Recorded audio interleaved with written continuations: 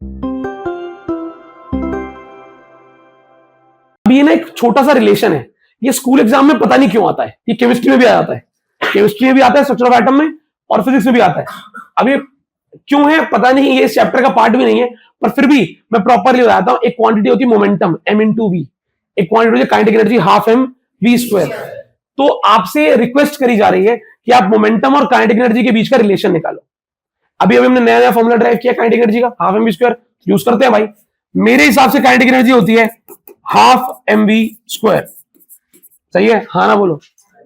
और मोमेंटम क्या होता है, p इज इक्वल टू, अब दो तरीके हैं करने के इस डेरिवेशन को, या तो काइनेटिक एनर्जी के फॉर्मूले में मोमेंटम बनाओ, या मोमेंटम के फॉर्मूले में काइनेटिक एनर्जी बनाओ, दोनों से रिलेशन ड्राइव होता है। करें चालू। मैं काइनेटिक एनर्जी नया नया ड्राइव किया, इस फॉर्मूले से काम करना चाहूंगा। काइनेटिक एनर्जी मेरे पास लिखा है अच्छे से ½ mv²। यार मोमेंटम में एक m है और एक v है, यहां कितने v हैं? अगर यहां 2m आ जाएं, अगर यहां पर 2m आ जाएं तो m² v² हो जाएगा, और m² v² का स्क्वायर अलग से रख लेंगे तो m/v का होल स्क्वायर हो जाएगा। और m/v क्या होता है? बन सकता है ना। तो हमने कहा चलो एक काम करते हैं, यहां पर हमने इसका लिख दिया multiply m on both sides. बताना कुछ बनता है क्या? इधर बन जाएगा m into kinetic energy is equal to 1/2 m²। सही जा रहे हैं क्या? के 2 भाई साहब को यहां ले जाएं तो बन जाएगा 2 into m into kinetic energy is equal to mv का होल स्क्वायर। अरे दोनों में स्क्वायर था, होल स्क्वायर लिख देता हूं। अब बताओ m इंटू v क्या होता है? तो 2 into m into kinetic energy is equal to p का स्क्वायर। हाँ ना बोलो। अब इसके ये रिलेशन तो आ गया, मोमेंटम और काइनेटिक एनर्जी का रिलेशन आ गया आपके सामने। अब इस रिलेशन को अपने जहन में दो तरीकों से याद रखना है आपको। एक तरीके में इस तरफ p होगा, बाकी सब उस तरफ होगा। एक तरीके में इस तरफ काइनेटिक एनर्जी होगा, बाकी सब उस तरफ होगा।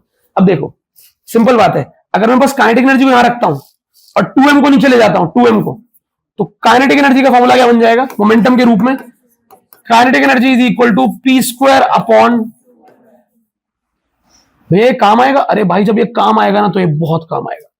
इस चैप्टर में ऐसे प्रश्न हैं, जहां पर परसेंटेज वाले क्वेश्चन आते हैं, और वो स्कूल एग्जाम में आएंगे ही आएंगे परसेंटेज वाले क्वेश्चन, कि मोमेंटम को 5% से बढ़ा दिया, बताओ काइनेटिक एनर्जी कितने परसेंट बढ़ गई।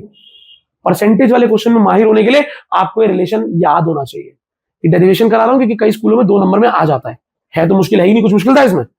हमने भाई काइनेटिक एनर्जी का फॉर्मूला लिखा, multiply m on both sides main line, उसका अपने आप ही mv बन गया, स्क्वायर किया, p आ गया। तो आपने एक बार रख दिया kinetic energy is equal to p²/2m।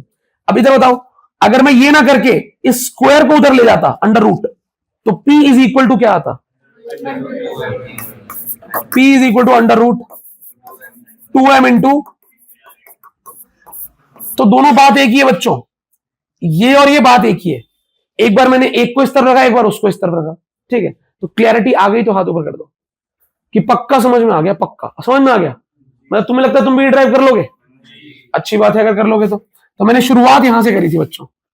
1 step, 2 step, 3, 4 और 5 स्टेप में रिलेशन, 2 नंबर का क्वेश्चन बहुत सिंपल सा था।